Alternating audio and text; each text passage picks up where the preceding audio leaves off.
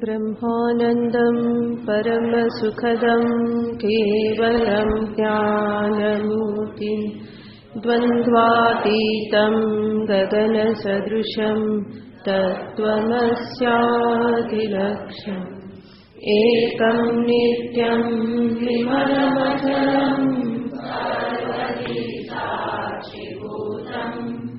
भावातीतं त्रिगुणरहितं सद्गुरुं तं नमामि। ॐ पार्थाय प्रतिबोधितां भगवता नारायणेन स्वयं व्यासेन ग्रथितां पुराणमुनिना मध्ये महाभारतम् अद्वैतामृतवर्षिणीं भगवतीम् अष्टादशाध्यायिनीम् अम्ब त्वामनुसन्दधामि भगवद्गीते भवद्वेषिणीम् यं ब्रह्मा वरुणेन्द्ररुद्रमरुतः स्तुवन्ति दिव्यैस्तवैः वेदैः साङ्गपदक्रमोपनिषदे गायन्ति यं सामगाः ध्यानावस्थिततद्गतेन मनसा पश्यन्ति यं योगिनः यस्यान्तं न विदुःसुरासुरगणा देवाय तस्मै नमः। यस्यान्तं न विदुःसुरासुरगणा देवाय तस्मै नमः। 31 श्री भगवानुवाच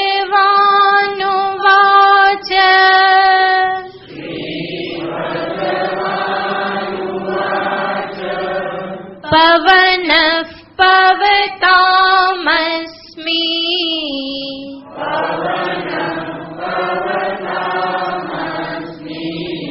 रामः शस्त्रभृतामहम्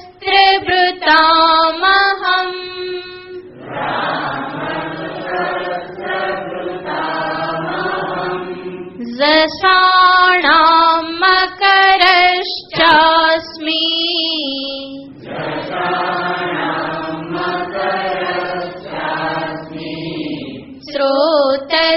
स्रोतसामस्मि जाह्नवी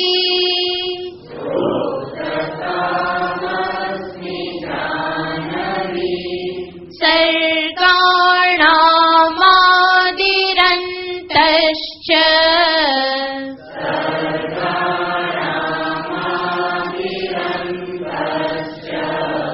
मध्यं चैवाहमर्जुन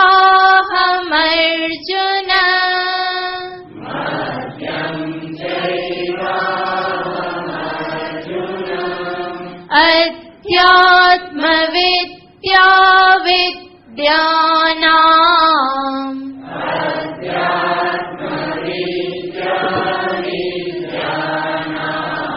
वादः प्रवदतामहम्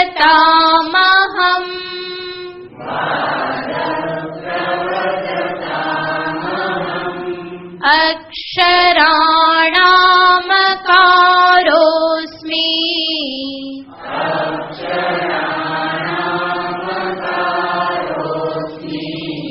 द्वन्द्वः सामासिकस्य च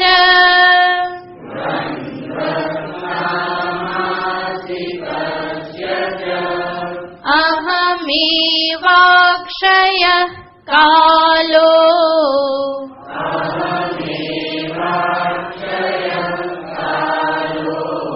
दाताहं विश्वतो मुखः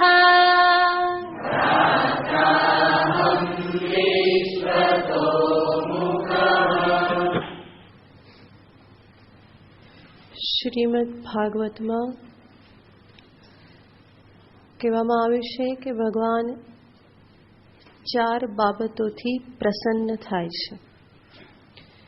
તિતિક્ષયા, કરુણયા, મૈત્ર્યા, અખિલ જંતુષુ સમત્વેન ચ સર્વાત્મા ભગવાન પ્રસીદતિ. તો આ શ્લોકમાં 4 સાધન દર્શાવ્યા છે.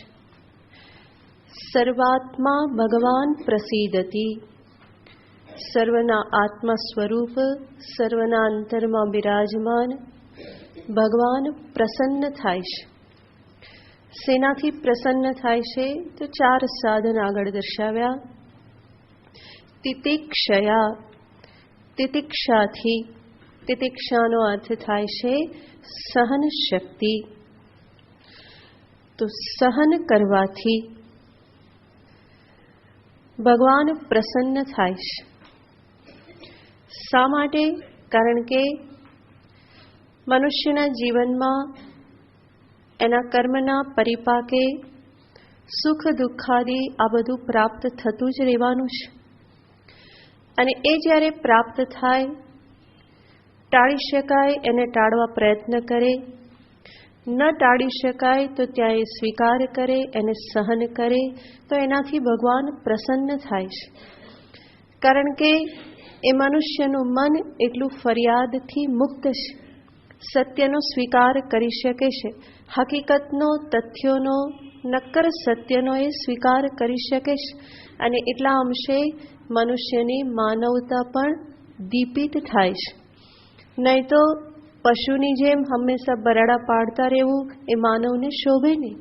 મનુષ્યને વિચાર શક્તિ, બુદ્ધિ શક્તિ આપેલી છે. તો કર્મના પરિપાકે જે પોતાના જ કર્મનું ફળ છે એને સહન કરવામાં પરિપક્વતા છે. તો એ સહન કરે જે, એનાથી ભગવાન પ્રસન્ન થાય છે. ભગવાન જાણે છે કે આ મનુષ્ય, આ જીવ પોતાના કર્મનો સ્વીકાર કરે છે. સુખસ્ય દુઃખસ્ય ન કોપી દાતા પરો દદાતી કુબુદ્ધિ રેશા. એ જાણે છે કે આ મારા જ કર્મનું ફળ છે. એટલું જ નહીં, જગતનું સ્વરૂપ દ્વંદ્વાત્મક છે. એક પછી એક દ્વંદ્વ પરિવર્તન પામી અને પ્રાપ્ત થવાના જ છે. એવું ક્યારેય નથી થવાનું કે હંમેશા મને ગમતું જ બધું થાય, ન ગમતું ક્યારેય ન થાય.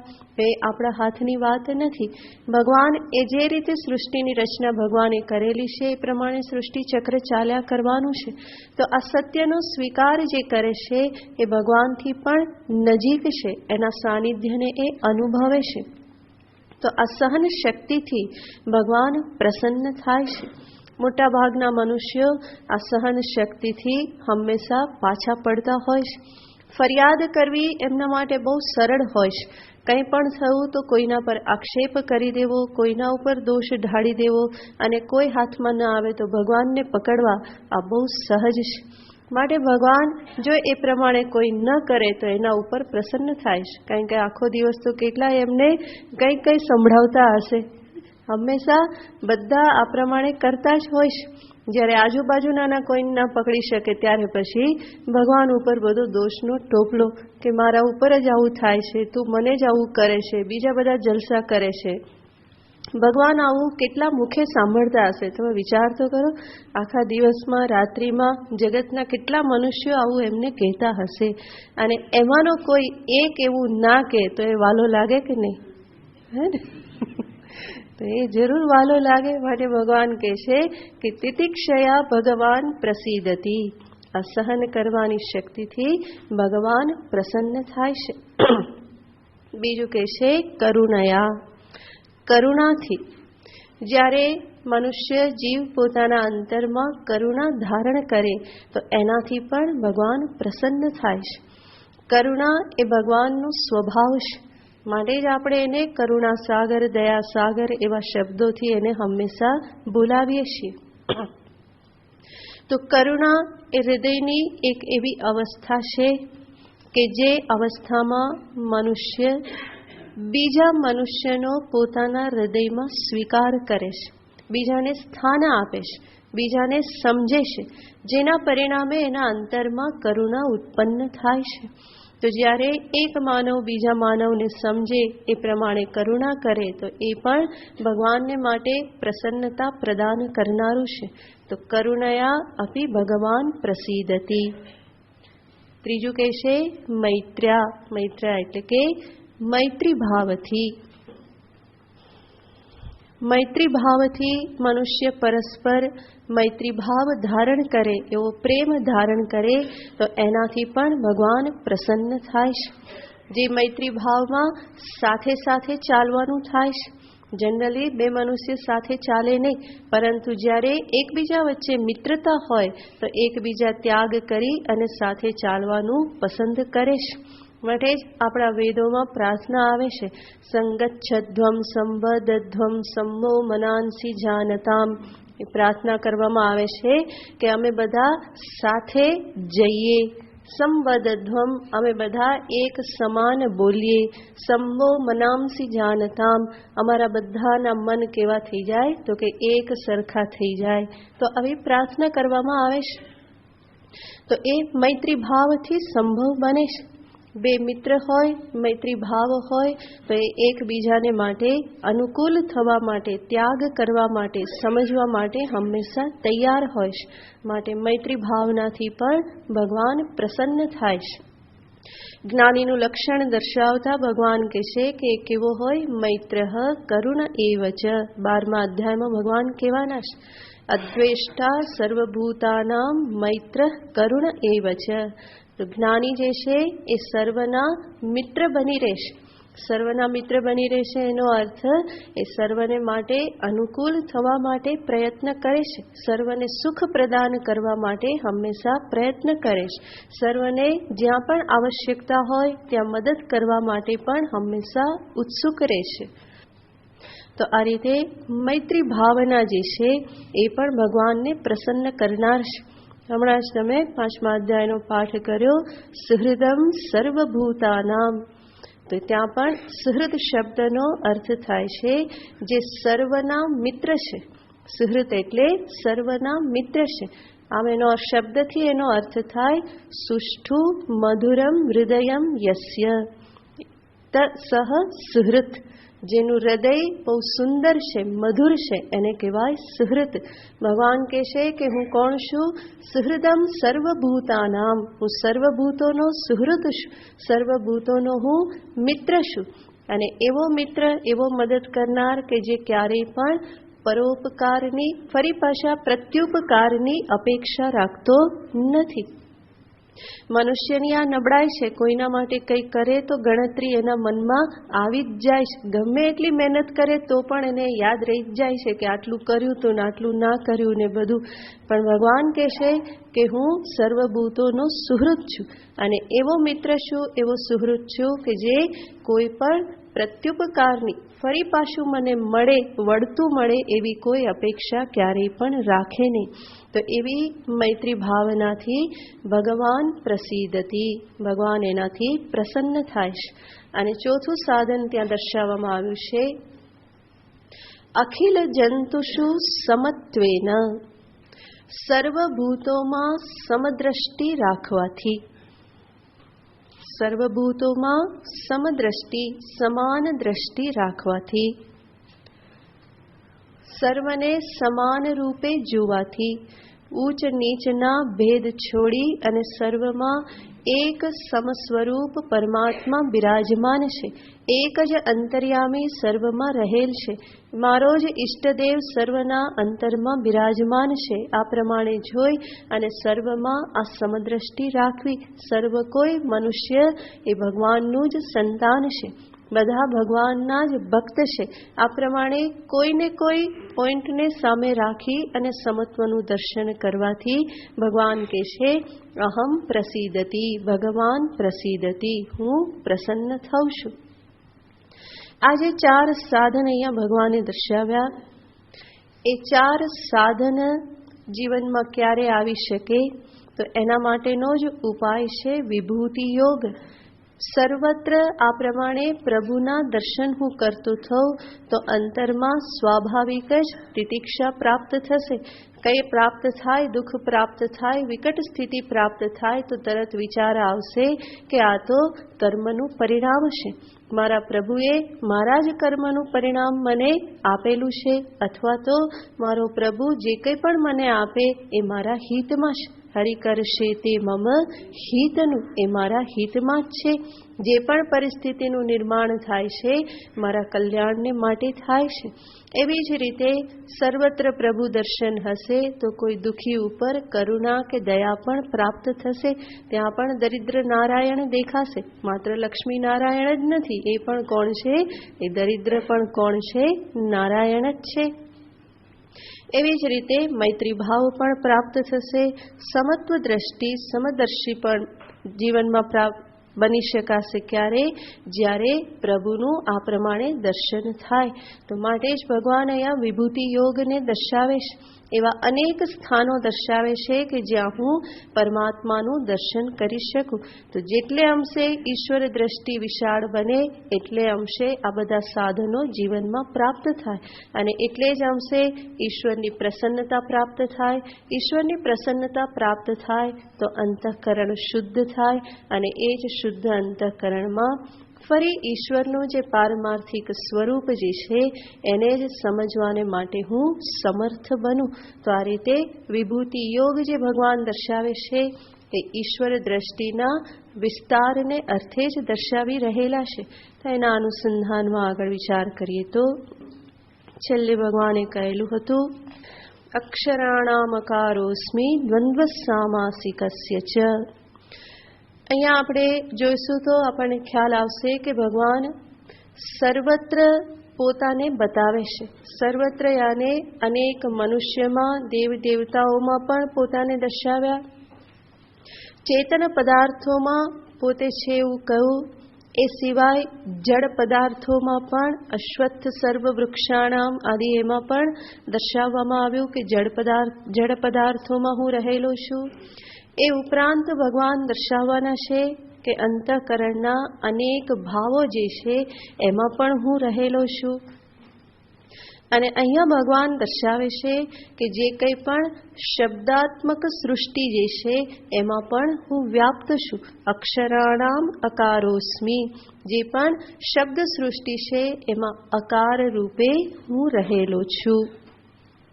તો એના વિશે આપણે વાત કરેલી હતી કે અકાર સર્વ સ્વર અને વ્યંજનમાં વ્યાપ્ત છે, અને એની વ્યાપકતાને અને એની પ્રથમતાને ધ્યાનમાં રાખી અને ભગવાન કહેશે અહમ અકારોસ્મિ.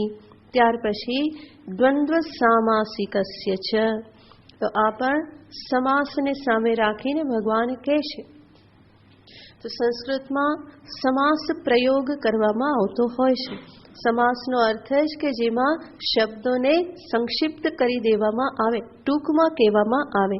તો એવી રીતે શબ્દોને ભેગા કરી દેવામાં આવે, એનો સંબંધ બનાવી દેવામાં આવે કે એ નાના શબ્દથી ઘણું બધું કહી શકાય. સંસ્કૃતમાં જેમ સમાસ એવી રીતે ગુજરાતીમાં પણ એનો પ્રયોગ થતો જ હોય છે. આપણને ખ્યાલ નથી, એટલા માટે એવું લાગે કે આ બધું સંસ્કૃતમાં જ છે, અને ગુજરાતી ધીમે ધીમે ભૂલાતું જાય છે. ગુજરાતી વ્યાકરણ તો ક્યાંય ભૂલાઈ જાય છે. તો સંસ્કૃતમાં જે છે એ ગુજરાતીમાં બધું છે જ. સંસ્કૃતમાંથી જ ગુજરાતી ભાષા આખી આવેલી છે. ઘણા બધા શબ્દો એમાં આવેલા છે. તો સમાસમાં ભગવાન કહેશે કે હું દ્વંદ્વ સમાસ છું. મુખ્ય 4 સમાસ નામ લખ્યા હતા આપણે, કયા કયા છે? પહેલો સમાસ કયો? અવ્યયી ભાવ. બીજો? જેટલું પૂછવું એ બોલો. પહેલો સૌથી કયો? અવ્યયી ભાવ. પછી બીજો? ત્રીજો? બહુવ્રીહી. ચોથો? દ્વંદ્વ. બરાબર. જેટલું પૂછીએ ને એટલો જ જવાબ આપવાનો, હે ને? પહેલો કયો? તો પહેલો, પણ એમ થાય કે 4 બોલી નાખીએ જલ્દી જલ્દી, કારણ કે ક્યારેક જ આવડતું હોય ને. તો પહેલો સમાસ છે અવ્યયી ભાવ, પછી તત્પુરુષ, બહુવ્રીહી અને દ્વંદ્વ સમાસ. એ સિવાયના બીજા 2 સમાસ કહેવામાં આવે છે કર્મધારય અને દ્વિગુ સમાસ, પણ એનો સમાવેશ તત્પુરુષમાં જ થઈ જાય છે, માટે મુખ્ય આ 4 સમાસ કહેવામાં આવે છે. હવે આ 4માં ભગવાન કહે છે કે હું કોણ છું, તો કે હું દ્વંદ્વ સમાસ છું. આવું ભગવાને શા માટે કીધું એ સમજવા માટે ચારેને સમજવા પડે ને, કે આ 4માં શું વિશેષતા છે. તો જે સમાસ જે છે એની વિશેષતાઓને જોઈએ તો પ્રથમ અવ્યયીભાવ સમાસ. એની વિશેષતા છે કે એ સમાસમાં પૂર્વ પદનું પ્રાધાન્ય હોય. પૂર્વ પદ એટલે પહેલા પદનું, પહેલા શબ્દનું. 2-3 શબ્દો મળી અને એક સમાસ બનતો હોય તો એમાં પ્રથમ પદ, પૂર્વ પદ જે છે એનું પ્રાધાન્ય હોય એવા સમાસને અવ્યયીભાવ સમાસ કહેવાય છે. દ્રષ્ટાંતથી જોઈએ તો જેમ શબ્દ કહેવામાં આવે અધિહરી.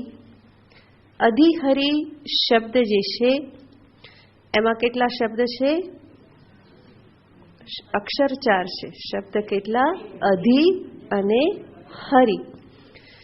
તો આમાં અધિ શબ્દ જે છે એ પૂર્વ પદ કહેવાય અને હરિ એ ઉત્તર પદ. ઉત્તર એટલે પછીનું, પૂર્વ એટલે પહેલું. હવે અધિ શબ્દ જે છે એ અધિ શબ્દનો અર્થ થાય છે સપ્તમી વિભક્તિ. એનો અર્થ થાય માં. બરાબર? ગુજરાતીમાં શું? સપ્તમી વિભક્તિ એટલે માં. આમાં તો એ અધિકરણને બતાવે છે. હવે અધિહરિ શબ્દનો અર્થ થાય હરિમાં, ભગવાનમાં, હરિમાં. તો આ આખા સમાસમાં મહત્વનો શબ્દ કયો છે? તો કે અધિ. અધિ મહત્વનો શબ્દ છે, કારણ કે અધિ શબ્દથી શું દર્શાવવું છે? અધિકરણ, સપ્તમી વિભક્તિ એ મહત્વની છે. તો પૂર્વ પદ જેમાં પ્રધાન હોય એ અવ્યયી ભાવ છે. ઉત્તર પદ જેમાં પ્રધાન હોય એ તત્પુરુષ કહેવામાં આવે છે. તત્પુરુષ સમાસ જેમાં ઉત્તર પદ પ્રધાન હોય. જેમ શબ્દ છે ગૌરીપતિ. તો ગૌરીપતિ શબ્દ જે છે એમાં કેટલા શબ્દ સમાયેલા છે? કયા 2? ગૌરી અને પતિ. ગૌરીપતિમાં પ્રધાન શબ્દ પતિ છે, કારણ કે બતાવવાના કોને છે? શિવજીને. બરાબર ને? ગૌરીને ત્યાં બતાવવાના નથી, પરંતુ ગૌરીને સાથે રાખી અને અંતે કોનું જ્ઞાન આપવાનું છે? પતિ, જે શિવજી છે એનું જ્ઞાન આપવાનું છે. તો ગૌરી પતિ આ તત્પુરુષ સમાસ છે. તો ત્યાં પતિ ઉત્તર પદનું પ્રાધાન્ય છે. બરાબર? માટે એ તત્પુરુષ સમાસ. ત્રીજો સમાસ છે બહુવ્રીહી સમાસ. એ સમાસની વિશેષતા છે કે એમાં પૂર્વ કે ઉત્તર કોઈ પદનું પ્રાધાન્ય નહીં, પરંતુ બેમાંથી બેને છોડીને કોઈ ત્રીજા પદનું જ પ્રાધાન્ય હોય. તો એને કહેવાય છે અન્ય પદ પ્રધાન. અન્ય પદ એટલે જે શબ્દમાં હોય એમાંનું કોઈ નહીં, પહેલું પણ નહીં, છેલ્લું પણ નહીં, પરંતુ એ બેથી કંઈક ત્રીજું જ દર્શાવવાનું હોય.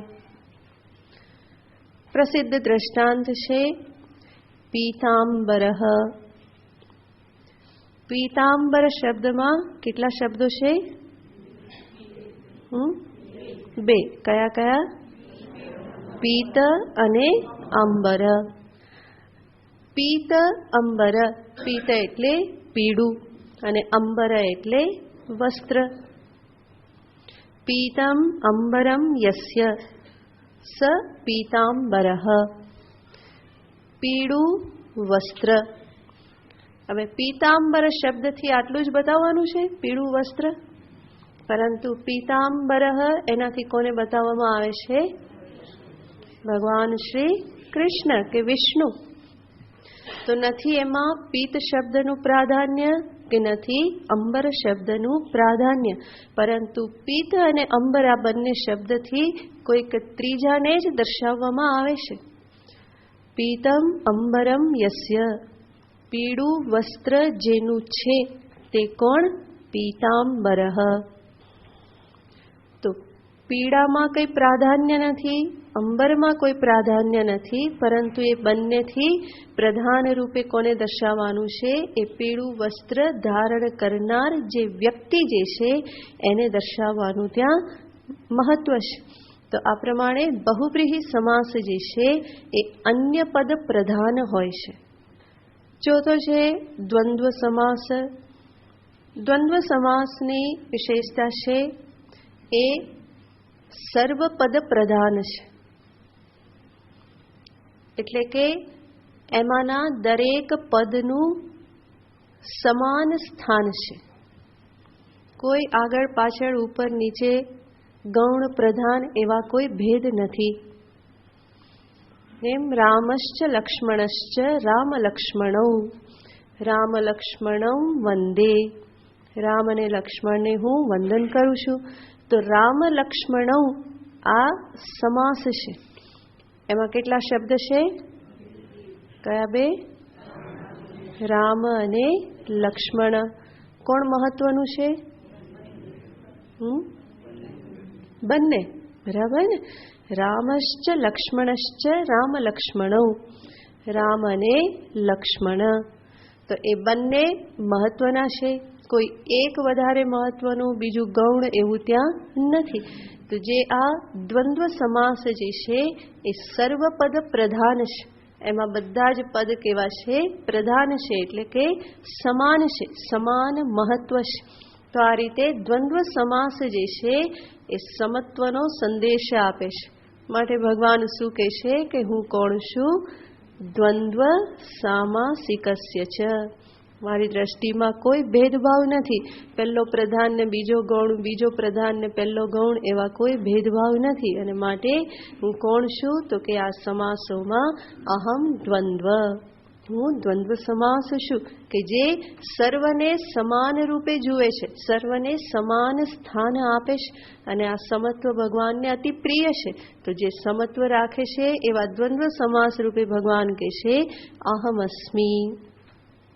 આગળ કહેશે અહમેવાક્ષય કાલઃ, હું જ અક્ષય કાલ છું. આગળ પણ ભગવાને કાળ સ્વરૂપે પોતાને દર્શાવેલા હતા.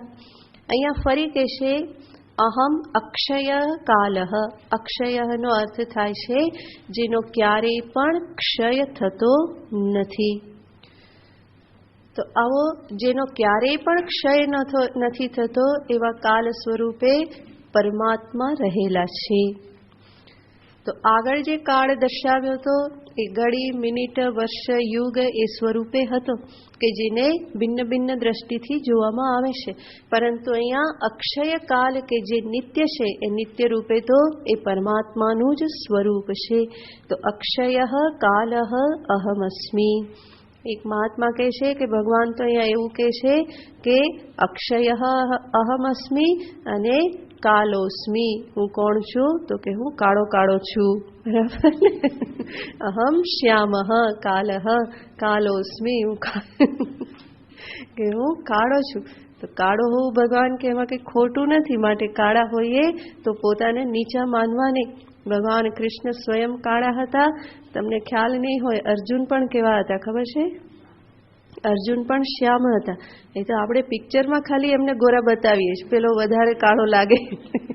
બાકી કૃષ્ણ પણ શ્યામ હતા, અર્જુન પણ શ્યામ હતા, અને દ્રૌપદી પણ એ શ્યામ જ હતા. એ કાળો જ વર્ણ હતો. દ્રૌપદી કોઈ ગૌર વર્ણ નહોતા, એ શ્યામ વર્ણ હતા. તો એ શ્યામ વર્ણ એ ભગવાનને પ્રિય છે. તો એ મહાત્મા કહે છે કે ભગવાન અહીંયા કહે છે કે હું કેવો છું? કાલોસ્મિ. 11મા અધ્યાયમાં પણ કહેવાના છે કાલોસ્મિ લોકક્ષય પ્રવૃદ્ધ. તો એ કાલનો અર્થ બંને થાય, કાળો છું અને આ પ્રમાણે છું. સંસ્કૃતને આધારે ના થાય. હા, કાલ શબ્દ એ શ્યામના અર્થમાં સંસ્કૃતમાં નથી વપરાતો, પણ તો મહાત્માઓ આ પ્રમાણે અર્થ કરી કાઢે, પોતાના મનોરંજનને અર્થે. તો કાલ શબ્દનો અર્થ સમય જ થાય છે. અક્ષય કાલઃ અહમસ્મિ, વિશ્વતો મુખ દાતા અહમ. હું કાલ છું અને સાથે સાથે હું કોણ છું? ધાતા, આ સમસ્ત વિશ્વને ધારણ કરનારો, પોષણ કરનારો. ધાતા, વિધાતા શબ્દ જાણીતો છે. વિધાતા એટલે જે વિધાન કરનાર, લેખ લખનાર કહે છે ને. વિધાતા એટલે કોણ? વિધિના લેખ લખનાર. તો એ સર્વના કર્મ, કર્મફળને સંબંધ કરાવનાર, ધારણ કરનાર કોણ છે? ભગવાન કહે છે હું છું. ધાતાહમ વિશ્વતો મુખ. વિશ્વતો મુખનો અર્થ થાય છે જેના ચારે બાજુ મુખ છે, બધી બાજુ જેના મુખ છે એનો અર્થ બધા જ મુખ કોના છે? એના જ છે. સહસ્ર મુખવાળા એ જ છે. અને સહસ્ર મુખથી અન્ન ગ્રહણ કરી અને સર્વને ધારણ કરનાર કોણ છે? ભગવાન કહે છે હું જ છું. વિશ્વતો મુખ દાતા અહમ. આગળ. મૃત્યુ સર્વહરશ્ચાહમ,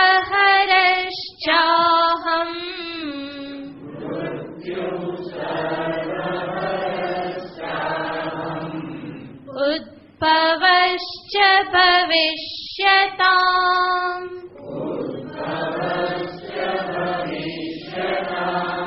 કીર્તિશ્રીર્વાક્ચ નારીણામ,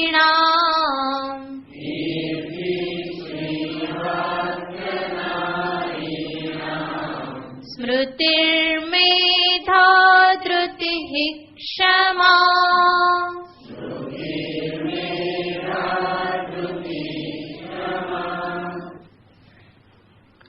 મૃત્યુ સર્વહરશ્ચ અહમ.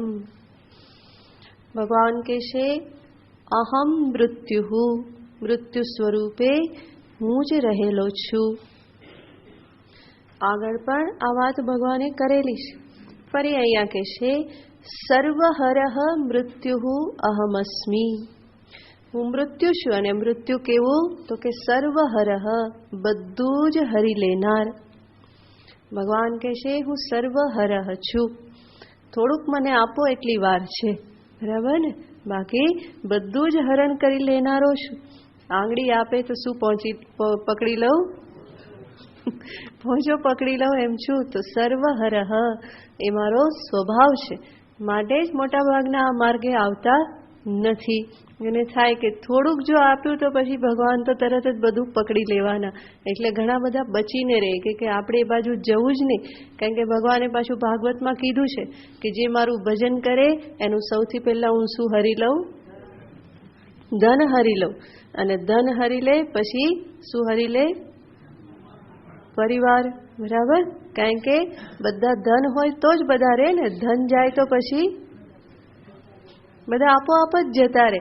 એટલે ધન હરી લે, એની સાથે સાથે પછી જે બધા સગા સંબંધીઓને હરી લે. અને આ બધું હરાઈ ગયું તો પછી પેલો કરે શું? ભજન જ કરે ને. તો ભગવાનની આ આખી રીત છે પોતાના તરફ લાવવાની, પોતાનું ભજન કરાવવા માટે.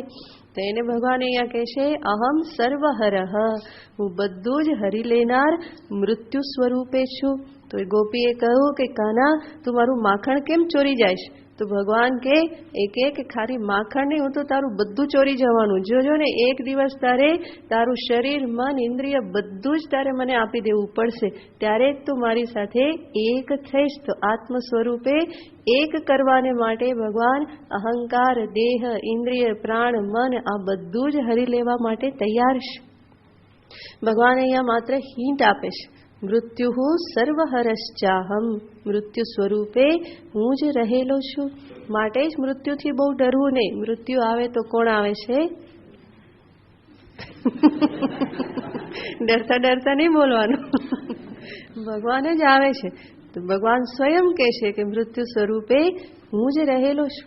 અને આ જ કળા મહાત્માઓ પાસેથી શીખવાની છે, સંતો પાસેથી શીખવાની છે કે મૃત્યુને કેવી રીતે ખુશીથી બેઠી શકાય, કોઈ ફરિયાદ વગર, કોઈ વિરોધ વગર મૃત્યુને કેવી રીતે આવકારી શકાય. એના માટે તો સત્સંગ છે, એના માટે જ સંતોનું સાનિધ્ય છે કે હું મૃત્યુને સહજ રૂપે સ્વીકારી શકું. એમાં પણ હું ભગવાનને જોઈ શકું. આગળ પણ ભગવાને કહેલું હતું ને, યમરાજ રૂપે કોણ છે? હું પોતે જ રહેલો છું. તો યમરાજ સાક્ષાત મૃત્યુ સ્વરૂપે અહમ અસ્મિ. એટલું જ નહીં, ઉદ્ભવશ્ચ ભવિષ્યતામ. ભવિષ્યતામ, ભવિષ્યમાં જે બધા ઉત્પન્ન થનાર છે એની ઉત્પત્તિ રૂપે, જન્મ રૂપે પણ હું રહેલો છું. મૃત્યુ રૂપે તો હું છું, જન્મ રૂપે, ઉદ્ભવ રૂપે પણ અહમ અસ્મિ. ઉદ્ભવ શબ્દનો અર્થ થાય જન્મ. ભગવાન શંકરાચાર્યજી મહારાજ અહીંયા બહુ સરસ એનો બીજો અર્થ બતાવે છે. ઉદ્ભવ ઉત્કર્ષ. ઉદ્ભવનો અર્થ કે છે ઉત્કર્ષ. ઉત્કર્ષ એટલે ઉન્નતિ, કલ્યાણ. ભાવિ કલ્યાણાનામ ઉત્કર્ષ પ્રાપ્તિ યોગ્યાનામ. ભાવિ કલ્યાણનો હેતુ, કારણ ભગવાન કે છે અહમ અસ્મિ. તો મનુષ્યની ભવિષ્યમાં કંઈ પણ ઉન્નતિ થવાની હોય તો એ ઉન્નતિના મૂળમાં ભગવાન કહે છે હું જ રહેલો છું. આ રીતે કયા પછી હવે આગળ ભગવાન કહે છે કીર્તિ શ્રી વાક સ્મૃતિ મેધા ધૃતિ ક્ષમા નારીનામ અહમ અસ્મિ. આ બધું હું છું. તો આ બધા ગુણો રૂપે ભગવાન આ બધા ગુણોને નારીણામ કહે છે કે આ બધા ગુણો કોના છે? તો કે સ્ત્રીઓમાં રહેલા છે. ભગવાન કેટલી ઉચ્ચ અપેક્ષા રાખે છે બહેનો પાસે કે એની પાસે આ બધા ગુણો છે અને એ બધા ગુણો રૂપે કોણ રહેલ છે? હું જ રહેલ છું.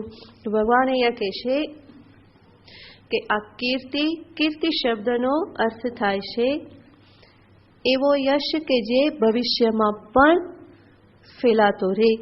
આમ યશ શબ્દ અને કીર્તિ શબ્દ એક અર્થમાં વપરાય છે, પણ બંને સાથે વપરાય તો યશ શબ્દનો અર્થ થાય જે અત્યારે ફેલાઈ રહેલો છે, અને કીર્તિ જે મૃત્યુ પછી પણ જે રે તો એને કીર્તિ કહેવાય છે. મૃત્યુ પછીનો યશ એને કીર્તિ કહેવાય છે. અહીંયા જે આ બધા ગુણો આપ્યા છે કીર્તિ, શ્રી, વાક, સ્મૃતિ, મેધા, ધૃતિ, ક્ષમા, એ બધાને આપણા શાસ્ત્રોમાં દેવી દેવતાઓ, મનુ, શત્રુપા આદિની પુત્રીઓ કન્યા રૂપે દર્શાવવામાં આવેલ છે. તો સર્વપ્રથમ મનુ અને શત્રુપા થયા. એ મનુની એક પુત્રી પ્રસૂતિ, અને એ પ્રસૂતિને દક્ષની જોડે પરણાવેલી હતી અને એમનાથી એમને 24 પુત્રીઓ ઉત્પન્ન થઈ, અને એ 24માંથી આ 5 પુત્રીઓ એમની પુત્રી કહેવાય છે કીર્તિ, સ્મૃતિ, મેધા, ધૃતિ અને ક્ષમા. તો એ બધા ગુણોનો પણ ઉદ્ભવ થયેલો છે, સાત્વિક ગુણોનો પણ ઉદ્ભવ થયેલો છે સૃષ્ટિકાલે. તો એને સ્ત્રીના રૂપે એને દર્શાવવામાં આવે છે. એવી જ રીતે શ્રી જે છે એ ભૃગુની પુત્રી છે અને એ વિષ્ણુની સાથે એના વિવાહ થયેલા છે. તો આ રીતે શ્રી, કીર્તિ, સ્મૃતિ, મેધા આ બધા જે ગુણો જે છે એ બધાને કન્યા સ્વરૂપે, પુત્રી સ્વરૂપે શાસ્ત્રમાં દર્શાવવામાં આવેલ છે. આપણે જાણીએ છીએ કે સૃષ્ટિનો જ્યારે ઉદ્ભવ થાય ત્યારે આ સાત્વિક, રાજસિક, તામસિક આ બધા ભાવોનો પણ ઉદ્ભવ થાય છે. સ્થૂલ પદાર્થોની જેમ સૂક્ષ્મ પદાર્થો, સૂક્ષ્મ ભાવોનો પણ ઉદ્ભવ થાય છે. તો ભગવાન એને દર્શાવે છે કે એ બધા સાત્વિક ભાવો કે જે નારીમાં રહેલા છે એ સર્વરૂપે હું પોતે જ બિરાજમાન છું. તો શ્રી કીર્તિ શબ્દનો અર્થ આપણે જોયો. શ્રીનો અર્થ થાય છે સંપત્તિ, અથવા શ્રીનો અર્થ થાય છે સૌંદર્ય. વાક સુંદર વાણી, સ્મૃતિ યાદશક્તિ, મેધા ધારણ શક્તિ, ધૃતિ ધૈર્ય, ધીરજ અને ક્ષમા. આ બધા ગુણો સ્ત્રીમાં હોય તો વિચાર કરો એ સ્ત્રી કેટલી ઉન્નત હોય. ભગવાન આ અપેક્ષા રાખે છે કે આ બધા ગુણો કોનામાં હોય તો કે સ્ત્રીમાં હોય, અને સ્ત્રીને માટે આ ગુણો ધારણ કરવા સરળ છે. ધૃતિ, ક્ષમા આ બધું એના માટે સરળ છે. પુરુષ કરતાં સ્ત્રી વધારે ક્ષમાશીલ હોય છે, એ વધારે ધીરજવાળી પણ હોય છે. મેં તો અનેક વખત જોયેલું છે કે વિકટ પરિસ્થિતિ આવે ને તો પેલો ભાઈ ડગી જાય, પણ બેન એવી ને એવી અડીખમ ઉભેલી હોય, કારણ કે એનામાં શું રહેલું છે? ધૃતિ, ધૈર્ય રહેલું છે. એ શક્તિ એનામાં રહેલી છે. મેધા શક્તિ, સ્મૃતિ શક્તિ આ બધું જ ભગવાને એને આપેલું છે, માત્ર એને ખીલવવાનું છે. અને જ્યારે ખીલે, એમાંનો કોઈ ગુણ વિશેષ રૂપે ખીલે તો કોને યાદ કરવાના? આ ભગવાનની વિભૂતિ છે. ફરી પાછું ત્યાં અભિમાન નહીં કરવાનું કે મારામાં આ બધું છે, પરંતુ એ બધું છે તો યાદ કરી અને પ્રભુનો આભાર માનવાનો કે આ સ્વરૂપે મારામાં ભગવાન પ્રગટ થયેલા છે. ભગવાને મને નિમિત્ત બનાવી, મને માધ્યમ બનાવી આ સ્વરૂપે પ્રગટ થવા માટે, તો એની કૃપા કહેવાય. તો આ બધા જ ગુણો જે છે એ અત્યંત મહત્વના અને મહાન ગુણો છે. એમાંના એક બે ગુણ પણ જો જીવનમાં ધારણ થાય તો જીવન સફળ થઈ જાય. તો અહીંયા તો નારી નામ કહેલું છે, પણ સાથે સાથે પુરુષાણામ પણ સમજી લેવાનું, બરાબર ને? એવું પાછું નહીં વિચારવાનું કે આ તો આ પક્ષમાં જ છે, આ બાજુ જ છે, એવું નહીં. એ બધું અહીંયા પણ જરૂરી છે જ. ક્ષમા, ધૃતિ એટલા માટે જ પુરુષમાં અને સ્ત્રીમાં બંને રહેલું હોય છે. સ્ત્રીમાં પણ કેટલું પુરુષત્વ હોય છે, પુરુષમાં પણ કેટલું સ્ત્રીત્વ હોય છે. એટલે તો એમાં પણ કોમળતા જોવા મળે છે, અને સ્ત્રીમાં પણ આ બધી શક્તિઓ જોવા મળે છે. તો એ બંનેનું હંમેશા મિશ્રણ હોય છે. એટલા માટે જ ભગવાન શિવજી કયું રૂપ ધારણ કરે છે? અર્ધનારીશ્વર રૂપ ધારણ કરે છે. બંને એ પ્રમાણે રહેલા છે, પણ પ્રાધાન્ય જેનું છે એના આધારે પ્રગટ થાય છે. જેવી રીતે પંચમહાભૂત જે છે એ પંચમહાભૂતમાં એકમાં 5 5 રહેલા છે, છતાં પણ પૃથ્વીને પૃથ્વી કહીએ છીએ, કારણ કે એમાં પૃથ્વીનો અંશ વિશેષ છે. એવી રીતે પુરુષમાં પણ સ્ત્રીત્વ છે, પણ છતાં એને પુરુષ કહેવાય છે, કારણ કે પુરુષત્વનો અંશ વિશેષ છે. અને સ્ત્રીમાં પણ પુરુષત્વનું કેટલુંક અંશ રહેલો છે, પણ વિશેષ સ્ત્રીત્વના અંશ રહેલા છે, માટે એ સ્ત્રી રૂપે પ્રગટ થયેલ છે. તો આ રીતે ભગવાન અહીંયા જે દર્શાવે છે એ બંનેમાં જોવાનું છે, પણ વિશેષ રૂપે ભગવાન કહે છે નારી નામ. નારીઓમાં આ જે ગુણો રહેલા છે એ સ્વરૂપે હું જ રહેલો છું. આગળ બૃહત સામ તથા સામનામ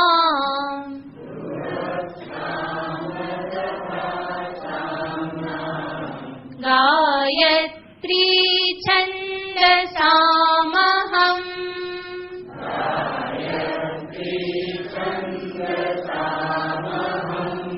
માસાનામ માર્ગશીર્ષોહમ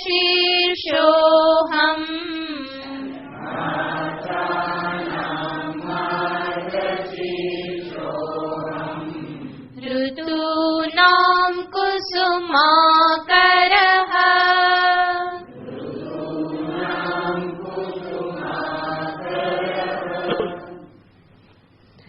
સામનામ અહમ બૃહત સામહ. સામનામનો અર્થ થાય છે ગાઈ શકાય એવા વેદ મંત્રો, જે સામવેદના મંત્રો છે. ભગવાને આગળ તો કહેલું જ હતું વેદાનામ સામવેદોસ્મિ, વેદોમાં હું સામવેદ છું. હવે એનાથી પણ આગળ કહેશે કે સામવેદમાં પણ જે બૃહત સામ જે છે એ હું છું. તો ભિન્ન ભિન્ન સામ મંત્ર કહેવામાં આવે છે. એમાં ભગવાન કહે છે બૃહત સામ મંત્ર રૂપે હું રહેલો છું. એના ગાનમાં વધારે માધુર્ય રહેલું હશે, માટે ભગવાન કહે છે કે એ સ્વરૂપે હું છું. ગાયત્રી છંદસામ અહમ, અને ભિન્ન ભિન્ન છંદોમાં હું ગાયત્રી છંદ છું. તો ગાયત્રી એક વૈદિક છંદ છે. છંદનો અર્થ થાય મીટર, જે જુદા જુદા માપ હોય છે. શ્લોકના જુદા જુદા માપ હોય છે, એના આધારે એના જુદા જુદા નામ પડે છે. અનુષ્ટુપ છંદ, શિખરિણી છંદ, ત્રિષ્ટુપ છંદ, મંદાક્રાંતા છંદ, આ બધા ભિન્ન ભિન્ન છંદ છે અને જુદા જુદા માપના આધારે એ બધા નામ આપવામાં આવેલા છે. એનું બંધારણ જે છે એ નિશ્ચિત છે. આ છંદનું બંધારણ દર્શાવનાર આખું એક છંદ શાસ્ત્ર કહેવામાં આવે છે અને પિંગલ શાસ્ત્ર એના માટે પ્રસિદ્ધ છે. તો એ છંદને દર્શાવે છે. છંદમાં પણ બે પ્રકારના છંદ હોય છે, વૈદિક છંદ અને લૌકિક છંદ. તો લોકમાં જેનો ઉપયોગ થાય છે લૌકિક છંદ અને વેદમાં જે ઉપયોગ થાય છે એ વૈદિક છંદ કહેવાય. તો વૈદિક છંદ 7 પ્રકારના છે. સપ્ત વૈદિક છંદ જે છે એ 7 નામ લખી લો. બરાબર. ગાયત્રી, ઉષ્ણિક, અનુષ્ટુપ, બૃહતિ, પંક્તિ, ત્રિષ્ટુપ, જગતિ. ફરી બોલું. ગાયત્રી, ઉષ્ણિક, અનુષ્ટુપ, બૃહતિ, પંક્તિ, ત્રિષ્ટુપ, જગતિ. આ 7 વૈદિક છંદ છે અને ભગવાન કહે છે કે આ છંદોમાં અહમ ગાયત્રી, હું ગાયત્રી છંદ છું. ગાયત્રી મંત્ર જે છે પ્રસિદ્ધ મંત્ર એ પણ ગાયત્રી છંદમાં છે, એટલે જેને ગાયત્રી મંત્ર કહેવામાં આવે છે કે જે સવિતા દેવનો મંત્ર છે અને સવિતૃ મંડલ મધ્યવર્તી જે છે એના માટેનો એ ગાયત્રી મંત્ર છે અને એની અધિષ્ઠાત્રી દેવી જે છે એ પણ ગાયત્રી છે, માટે પણ એ ગાયત્રી મંત્રથી પ્રસિદ્ધ છે. તો ભગવાન કહે છે કે એ ગાયત્રી રૂપે હું રહેલો છું. આ ગાયત્રી મંત્ર 4 વેદમાં છે, માટે એ અત્યંત પ્રસિદ્ધ છે. એટલું જ નહીં, ગાયત્રી મંત્રના જપનો પણ અનેરો મહિમા છે. કહેવાય છે કે સૌથી વધારે શ્રેષ્ઠ જપ્ય મંત્ર છે પણ અધિકારીને માટે. આવું સાંભળીને પોતાનું છોડીને એમાં નહીં લાગી જવાનું. નહીં તો કે હવે કાલથી બધું છોડીને શું કરવાનું, ગાયત્રી, એવું નહીં વિચારવાનું. પણ જે મહત્વ દર્શાવવામાં આવ્યું છે એને માત્ર એ કહેવામાં આવે છે. જે અધિકારીત્વ મુજબ ગુરુ પાસેથી જે મંત્ર પ્રાપ્ત થયો એ આપણા માટે શ્રેષ્ઠ કહેવામાં આવે અને એને પકડી રાખવાનો હોય, એના જપ કરવાના હોય. પણ મહત્વ જે દર્શાવવામાં આવેલું છે એને માત્ર અહીંયા કહેવામાં આવે છે કે 4 વેદમાં ગાયત્રી મંત્ર છે, માટે કહેવામાં આવે છે કે વેદ જે છે એ ગાયત્રી રૂપ છે અને એ ગાયત્રી રૂપ વેદને એટલા સંક્ષેપ કરી દેવામાં આવ્યા અને પછી કહેવામાં આવે કે એ ગાયત્રી મંત્ર પણ શેમાં સમાઈ જાય છે તો કે પ્રણવમાં, ઓમ. તો સમસ્ત વેદ કોને દર્શાવે છે?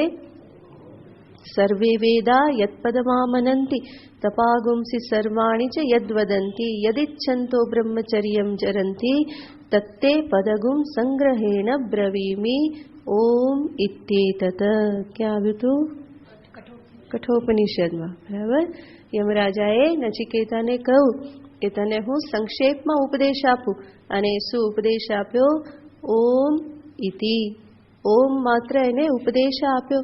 તો એ ઓમનો જ વિસ્તાર છે ગાયત્રી, ગાયત્રીનો જ વિસ્તાર છે સમસ્ત વેદ. તો એવા ગાયત્રીને ભગવાન અહીંયા દર્શાવે છે. છંદસામ અહમ ગાયત્રી, માસાનામ માર્ગશીર્ષોહમ. માસાનામ સર્વ મહિનાઓમાં, મહિનાઓમાં હું કોણ છું? ભગવાન કહે છે માર્ગશીર્ષ. માર્ગશીર્ષ એટલે આપણો માગસર મહિનો. મહાભારત આદિ કાળમાં વર્ષનો પ્રારંભ માગસર મહિનાથી થતો હતો. આપણે જેમ અહીંયા કારતક મહિનાથી થાય છે, ઘણી જગ્યાએ ચૈત્ર મહિનાથી થાય છે, પરંતુ એ સમયમાં આ માર્ગશીર્ષ મહિનાથી વર્ષનો પ્રારંભ થતો હતો. ત્યાંથી એ જ પહેલો મહિનો ગણાતો. તો એ પ્રથમ એનું મહત્વ તો છે જ. એ ઉપરાંત આપણા શાસ્ત્રોમાં, પુરાણોમાં અનેક જગ્યાએ આ માગશર મહિનામાં વ્રત, ઉપવાસ, જપ, દાન આ બધાનો મહિમા દર્શાવવામાં આવેલો છે. તો માગસર મહિનો એ વ્રત અને દાનનો મહિનો કહેવામાં આવે છે. એમાં કરેલું દાન, એમાં કરેલા વ્રત એ અનેક ગણું ફળ પ્રદાન કરનાર છે. અત્યારે કયો મહિનો ચાલે છે? અચ્છા, પૂરો થઈ ગયો. તો માર્ગશીર્ષ મહિનો જે છે એ આ પ્રમાણે મહત્વ ધરાવે છે. માટે ભગવાન કહે છે અહમ માસાનામ માર્ગશીર્ષ ઋતુનામ કુસુમાકરઃ અહમ. સર્વ ઋતુઓમાં હું કુસુમાકરનો અર્થ થાય છે વસંત ઋતુ.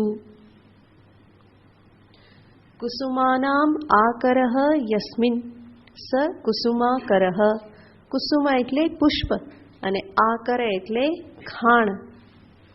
પુષ્પોની ખાણ એટલે કે ઘણા બધા પુષ્પો જે ઋતુમાં હોય એ કુસુમાકર. આકર એટલે સમૂહ, ખજાનો.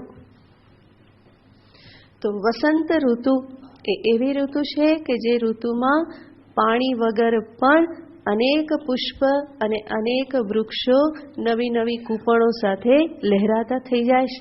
સાથે એમાં ઠંડી પણ નહીં, ગરમી પણ નહીં, એવા પ્રકારની ઋતુ છે. તો વસંત ઋતુ એ સર્વને આનંદ આપનારી ઋતુ છે. પ્રકૃતિ પણ 16 કળાએ વસંત ઋતુમાં ખીલે છે. એમાં નવા નવા પુષ્પો, નવી નવી કૂપણો આ બધું જ ત્યાં ખીલવા લાગે છે. માટે જ કહેવામાં આવે છે કે જ્યારે ભગવાન કૃષ્ણનો જન્મ થાય તો ત્યારે કઈ ઋતુ આવી જાય છે? ભલે ને વરસાદ આવતો હોય કે ભાદરવો કે શ્રાવણ હોય, પરંતુ વસંત ઋતુ ત્યાં આવીને પોતાનું કાર્ય કરી જ જાય છે. ભગવાન રામજી આવે તો વસંત ઋતુ આવીને પોતાનું કાર્ય કરી જાય છે. પ્રકૃતિ 16 કળાએ ખીલી જાય છે. તો વસંત ઋતુ જે છે એ સર્વને આનંદ આપનારી, ખુશી આપનારી એવી એ ઋતુ છે. માટે ભગવાન કહે છે કે એ રૂપે હું જ રહેલો છું. તો ઋતુનામ કુસુમાકરઃ. સંતોને માટે પણ ભગવાન શંકરાચાર્યજી વિવેક ચૂડામણીમાં કહે છે કે સંતો બધા કેવા છે? તો કહે છે વસંતવલ લોકહિતમ ચરંતઃ. એ કેવા છે? તો કે વસંત ઋતુની જેમ લોકહિતને સામે રાખી અને આ પૃથ્વી ઉપર એ વિચરણ કરે છે, ભ્રમણ કરે છે. જેમ વસંત ઋતુ સર્વના હિતને અર્થે, સર્વને સુખ પ્રદાન કરવાને અર્થે પ્રકૃતિને ખીલવે છે, એવી રીતે સંત પણ આ પૃથ્વી પર વિચરણ વસંત ઋતુની જેમ સર્વને આહલાદ આપવાને અર્થે એ વિચરણ કરે છે, આનંદ ખુશી આપવાને અર્થે. અને એ વસંત ઋતુ રૂપે ભગવાન કહે છે હું પોતે જ રહેલો છું. ઋતુનામ કુસુમાકરઃ. આપણે કહ્યું ભગવાન બધું આમ સારું સારું જ વીણી વીણીને કહેવાના છે. અહીંયા પણ વસંત ઋતુને પકડીને કીધું કે એ રૂપે હું જ રહેલો છું. પોતે આવ્યા તો વર્ષામાં અને છતાં પણ કહે છે કે હું કોણ છું? ઋતુનામ કુસુમાકરઃ. અર્જુનના મુખમાં પણ આવું જ આવ્યું હશે કે ભગવાન બધું સારું સારું જ પકડીને બતાવો છો. તો ભગવાન આગળ ફરી પાછું એક કંઈક એવું બતાવી દે છે કે એવું લાગે કે બહુ બધું સારું નથી પકડતા. દ્યુતમ છલયતામસ્મિ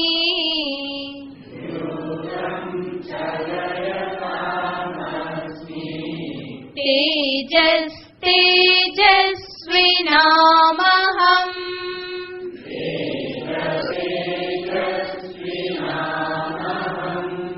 જયોસ્મિ વ્યવસાયોસ્મિ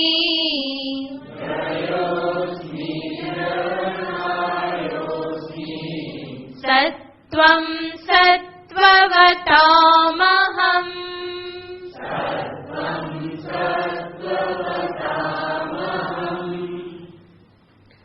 દ્યુતમ છલયતામ અસ્મિ.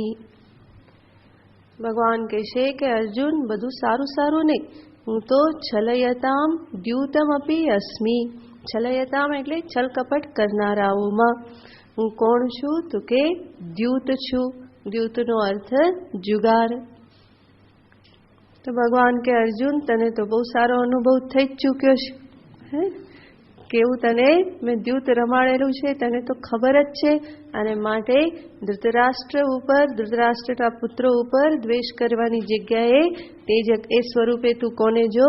મને જ જો. હું જ આવેલો હતો તમારા બધાની જોડે દ્યુત રમવા માટે. શકુની રૂપે કોણ હતો? જોરથી બોલો. હા, શકુની રૂપે ભગવાન કે હું પોતે જ આવેલો હતો તમારી જોડે દ્યુત રમવા માટે, તમારી જોડે છલકપટ કરવા માટે. શા માટે? જો એવું ના કરું તો આ ગીતાનો ઉપદેશ મુખમાંથી નીકળત નહીં. એટલું જ નહીં, અધર્મીઓનો નાશ પણ થાત નહીં, ધર્મીઓની રક્ષા થાત નહીં, ધર્મની સંસ્થાપના થાત નહીં. તો દ્યુત રૂપે હું પોતે જ રહેલો છું. માટે જ ક્યારેક કોઈ છેતરી જાય તો બહુ હેરાન થવું નહીં, સમજવાનું કે કોણ છેતરી ગયું.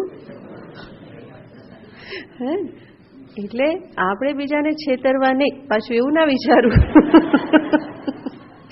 કે આ રૂપે ભગવાન જ છે એટલે જ કરો છેતરામણી, એવું નહીં. એમ તો ભગવાને ઘણું બધું બતાવ્યું છે. મૃત્યુ રૂપે હું છું, ભગવાને કીધું અગ્નિ રૂપે હું છું, તો અગ્નિમાં કૂદી પડશો? હે ભગવાન મળ્યા કરીને અગ્નિમાં તો નહીં કૂદો. તો બધું જે રીતે જોવાનું એ રીતે જ જોવાનું હોય. ભગવાન કહે છે દ્યુત રૂપે હું છું, એનો અર્થ એ નહીં કે હું છેતરામણી કરું, પરંતુ કોઈ આપણને છેતરી જાય અને અંદર બહુ ઉદ્વેગ થવા લાગે તો શું સમજવાનું કે આ કોણ આવ્યું તું? કાળ્યો આવ્યો તો અને લઈ ગયો, છેતરી ગયો. કઈ વાંધો નહીં, જા ભાઈ તારું તું લઈ ગયો. બરાબર. આપણે આપણી સરળતા હંમેશા જાળવી રાખવી. શઠેન શાઠ્યમ એ સાધકને માટે નથી, એ જે સંસારી વ્યવહારિક લોકો માટે બરાબર છે શઠ પુરુષની સાથે શઠ થવું, પરંતુ સાધકને માટે એ યોગ્ય નથી. શઠેન શાઠ્યમ, એને તો જેને શઠ રહેવું હોય તે રે, આપણે એની જોડે શઠતા કરવાની જરૂર નથી. આપણે આપણી સરળતાને જીવની જેમ જાળવી રાખવાની. થોડુંક કંઈક નુકસાન ગયું બાહ્ય રીતે તો કંઈ વાંધો નહીં, પણ સરળતા છૂટી તો આંતરિક રીતે મહાન નુકસાન છે. માટે પોતાની સરળતા જળવાઈ રહે એટલા માટે જ કોઈ આપણને છેતરી જાય તો જોવાનું કે આ તો આ છલકપટ કરી ગયા. વામન ભગવાન આવ્યા અને છલકપટ કરી ગયા. એનાથી વધારે મોટું છલકપટ કોઈ કરવાનું છે? ભગવાને જે છલ કર્યું કે 3 ડગલા પૃથ્વી આપ અને બધું ખતમ કરી નાખ્યું, કેવો છેતર્યો બલી રાજાને. એનાથી વધારે મોટી છેતરામણી બીજું કોણ કરવાનું? મનુષ્ય કરીને કેટલી છેતરામણી કરી શકે, એટલી મોટી તો કરી શકવાનું નથી. તો આપણી પાસેથી કોઈ કરી ગયું તો એમાં પણ કોને જોવાનું? વામન ભગવાન આવ્યા હતા અને લઈ ગયા, કઈ વાંધો નહીં. તેરા તુજકો અર્પણ, ખાલી મંદિરમાં જ નહીં બોલવાનું. આવું થાય ત્યારે કહેવાનું કે ભાઈ તેરા તુજકો અર્પણ, લઈ જા, કઈ વાંધો નહીં. તો એ દ્યુત રૂપે છલ કપટ રૂપે ભગવાન કહે છે એ શક્તિ રૂપે હું જ રહેલો છું. કારણ કે ભગવાને ધીમે ધીમે શરૂઆત કરવાની છે ને, હવે તો વિશ્વરૂપ બતાવવાનું છે. તો જે કંઈ સમસ્ત જગતમાં સારું ખોટું બધું જ પોતાનામાં છે એ બતાવવાનું છે. તો ભગવાન ધીમે ધીમે શરૂઆત કરે છે. અહીંયા કહ્યું એ દ્યુત રૂપે હું જ રહેલો છું. તેજસ્વી નામ અહમ, અને તેજસ્વીઓના તેજ રૂપે પણ હું જ રહેલો છું. તો તેજસ્વી નામ તેજ, તેજ શબ્દનો અર્થ થાય છે પ્રાગલ્ભ્ય, એક પ્રકારનો પ્રભાવ, જેને આજકાલ ઓરા શબ્દથી કહેવામાં આવે છે ને, એ એક પ્રકારનો પ્રભાવ, તેજ. ભગવાન કહેશે તેજસ્વીઓના તેજ રૂપે હું જ રહેલો છું. પછી એ આંતરિક સમૃદ્ધિના આધારે હોય, બુદ્ધિ પ્રતિભાના આધારે હોય, કોઈ પણ આધારે હોય, ભગવાન કહેશે એ રૂપે અહમ અસ્મી. માટે આપણામાં કંઈ તેજ હોય તો અભિમાન કરવું નહીં. ભગવાને આગળ પણ કહેલું હતું 7મા અધ્યાયમાં, બુદ્ધિર્બુદ્ધિમતામસ્મિ, બુદ્ધિવાનોની બુદ્ધિ રૂપે કોણ છે? હું પોતે જ રહેલો છું. એટલા માટે જ ભગવાન જો ચાલે તો ચાલે, આપણે ચલાવી કહીએ ચાલે નહીં. બુદ્ધિ ઘણીવાર નથી ચાલતી ને, કુટસ્થ દીપમાં નહોતી ચાલતી, તકલીફ થતી હતી ને, તો ત્યાં તમે ઈચ્છતા હતા ચલાવવા અને છતાં પણ ઠપ થઈ જતી હતી. કેમ? કારણ કે ભગવાન ત્યારે નહોતા ઈચ્છતા કે નથી ચાલવું તો નથી ચાલવું, બેસી જતા હતા. અને જ્યારે ચાલવા ઈચ્છે ત્યારે ચાલે. તો એ બુદ્ધિ રૂપે ભગવાન જ રહેલા છે. જેમ બાળક કહે ને કે નહીં કરવું એટલે નહીં કરવું, એમ ભગવાનની અંદર બુદ્ધિ રૂપે બેઠેલા છે કે કુટસ્થ દીપમાં નહીં ચાલવું એટલે નહીં ચાલવું. કે ગીતાજીમાં બરાબર છે, પણ સવારે નહીં ચાલવું તો ના ચાલે તો ના ચાલે. એ ભગવાન જ છે, એ સ્વરૂપે જે રૂપે જેટલા પ્રમાણમાં જે રીતે રહેલા છે એ બુદ્ધિ સ્વરૂપે તેજ સ્વરૂપે પરમાત્મા જ બિરાજમાન છે. તેજસ તેજસ્વીનામહમ જયોસ્મી વ્યવસાયોસ્મી સત્વમ સત્વવતામ અહમ. ભગવાન કંઈ બાકી રહેવા દેવા નથી માગતા. જયોસ્મી જય સ્વરૂપે જ્યારે પણ કોઈ જય પ્રાપ્ત થાય છે, વિજય પ્રાપ્ત થાય છે, ભગવાન કહે છે એ વિજય સ્વરૂપે પણ અહમસ્મી. માટે જ વિજયનું અભિમાન કરવું નહીં. કોઈ પણ પ્રકારનો વિજય, બાહ્ય યુદ્ધમાં વિજય હોય, પોતાના મન પરનો વિજય હોય, ઇન્દ્રિય પરનો વિજય હોય, વિષય પરનો વિજય હોય, શત્રુ પરનો વિજય હોય, ભગવાન કહે છે એ જય વિજય રૂપે કોણ છે? હું પોતે જ રહેલો છું, જયોસ્મી. માટે ક્યારેય પણ ક્યાંય પણ જય પ્રાપ્ત થયો, સફળતા પ્રાપ્ત થઈ તો એનો યશ કોને આપવાનો? ભગવાનને આપવાનો. કે પ્રભુ આપની કૃપા કે આપ આ સ્વરૂપે પ્રગટ થયા, જય સ્વરૂપે આપ મને પ્રાપ્ત થયા, એ આપની જ કૃપા છે. તો જય સ્વરૂપે ભગવાન કહે છે કોઈ પણ પ્રકારનો જય એ સર્વ જય સ્વરૂપે અહમેવ અસ્મિ. ઉપનિષદમાં આ દર્શાવવા માટે બહુ સરસ કથા આવે છે. એક વખત દેવતાઓ અને દાનવોની વચ્ચે સંગ્રામ થયો અને એ સંગ્રામમાં બધા દેવતાઓ જીતી ગયા, વિજય થઈ ગયો દેવતાઓનો. અને વિજય થાય એટલે તો પછી વિજયોત્સવ મનાવાય ને, જેમ અહીંયા કેમ ચૂંટણી થાય ને કોઈ જીતે તો એ પક્ષ પછી વિજય મનાવે, ફટાકડા ફોડે, કઈ કઈ નારા લગાવે. એવી રીતે દેવતાઓનો વિજય થયો તો દેવતાઓ પણ બધા આ વિજય ઉત્સવમાં એકદમ જ એમાં ગળાડૂબ થઈ ગયા અને બધાને અભિમાન આવી ગયું કે અમારો વિજય થયો, અમારો વિજય થયો, અમારી શક્તિથી થયો, અમે જીતી ગયા. આ પ્રમાણે એ બહુ જ અભિમાન કરતા હતા. તો એમનું એ અભિમાન ઉતારવાને માટે પરમાત્માએ એક યુક્તિ કરી. તો પરમાત્મા એક યક્ષ રૂપે એમની સામે પ્રગટ થયા. કેનોપનિષદમાં આખી કથા બહુ સરસ આવે છે. એ દેવતાઓ જે વિજયમાં મદમસ્ત હતા એમની સામે યક્ષ રૂપે ભગવાન પરમાત્મા પ્રગટ થયા. અને યક્ષનું સ્વરૂપ એટલું બધું તેજસ્વી અને દેદીપ્યમાન હતું કે બધા દેવતાઓની થોડી વાર તો આંખો જ એકદમ જ અંજાઈ ગઈ કે આ કોણ આવી ગયું. એકદમ વિજયોત્સવ ચાલતો હોય ને વચ્ચે કંઈક આવું આવી જાય તો એમાં ભંગ પડ્યો એવું લાગે ને. તો બધા પણ એવા જ એમ બધાને એવો અનુભવ થયો કે આ કોણ આવી ગયું એમ. તો યક્ષને જોઈ અને બધા અચંબામાં પડી ગયા અને બધા દૂર ઉભેલા છે. યક્ષ એકદમ તેજસ્વી દેદીપ્યમાન છે, દૂર પ્રગટ થયેલા છે. તો બધા અચંબામાં પડીને ઊભા રહી ગયેલા છે અને બધાને થયું કે આ કોણ આવ્યું, કોણ આવ્યું, કોણ છે? તો બધાને થયું કે કોઈકે તો જઈને પૂછવું પડશે ને કે ભાઈ કોણ છે. એ એટલા બધા તેજસ્વી હતા કે જલ્દી કોઈની હિંમત નહોતી ચાલતી. એટલે સર્વપ્રથમ બધાએ અગ્નિને ચડાવી દીધા અને અગ્નિ દેવતાને કહે કે જાઓ ને જઈને પૂછો ને. અને આવી રીતે ચડાવવા માટે શું કહે, તમે તો સર્વશક્તિમાન છો, તમારી આટલી બધી શક્તિ છે, તમે જઈને પૂછો. અને આવું કોઈને ચડાવવામાં આવે ને તો પેલો ફૂલણસી ફૂલી જાય. આ ત્યાં દેવતાઓથી ચાલ્યું આવે છે, મનુષ્યમાં પણ આવું જ છે. 2-4 ફૂલડા ચડાવવામાં આવે ને તો એ બરાબર એમાં પોટલમાં તરત જ આવી જાય. તો અગ્નિ દેવતા પણ તરત તૈયાર થઈ ગયા અને ત્યાં યક્ષની પાસે જઈને પૂછે છે કે તમે કોણ છો એમ. તો ત્યારે યક્ષ કહે છે કે હું યક્ષ છું અને સામું પૂછે છે કે ભાઈ તું કોણ છે એમ. ત્યારે અગ્નિ કહે છે જાત વેદા અહમ અસ્મિ અહમ અગ્નિ. આ પ્રમાણે એ કહે છે કે હું તો અગ્નિ છું. તો યક્ષ પૂછે છે કે તારું સામર્થ્ય શું છે કેમ.